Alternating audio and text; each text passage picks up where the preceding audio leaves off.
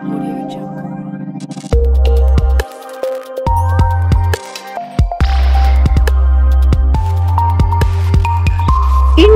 TV 9 news Maharashtra. कौटुंबिक खर्चासाठी नगर परिषदेतील कर्मचाऱ्यांनी वेतन कमी आणि वेळेवर पगार होत नसल्याने खासगी सावकाराकडून व्याजाने पैसे घेतले। जमेल तसे फेडत असतानाही 8 महिन्यांपासून सावकारांनी तगादा लावला, धमक्या दिल्या।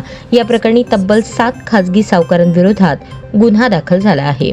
निलेश खुडे राहणार सुभाषनगर, लहुजी चौक, प्रशांत माने बालाजी कॉलनी, विशाल गुगळे बार्शी, अतुल कांबळे राहणार मंगळवारपेठ, संगीता विजय पवार राहणार गाडेगाव रोड, सचिन सोनवणे भीमनगर, संतोष नानासाहेब कळमकर अशी गुन्हा दाखल झालेल्या सावकारांची नावे आहेत। गणेश गोविंद बनसोडे वय 45 राहणार म्हाडा कॉलनी असे आत्महत्या केलेल्या कर्मचाऱ्याचे नाव आहे।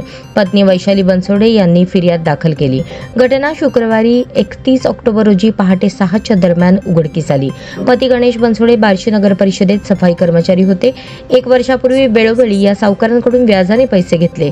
7-8 महिन्यांपासून सर्वांनी गणेश यास व्याजाचे पैसे परत देण्यासाठी तगादा लावला होता।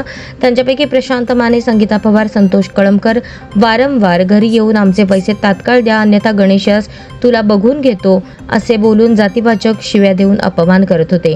या त्रासाला कंटाळून पती गणेश यांनी गळफास घेऊन आत्महत्या केली। आत्महत्या करतेवेळी त्यांचे हस्ताक्षरामध्ये लिहिलेल्या 4 चिठ्ठ्या पोलिसांना पंचनाम्यादरम्यान मिळून आल्या आहेत।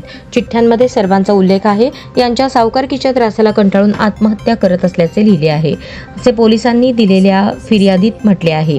पोलीस उपअधीक्षक अशोक सायकर तपास करत आहेत।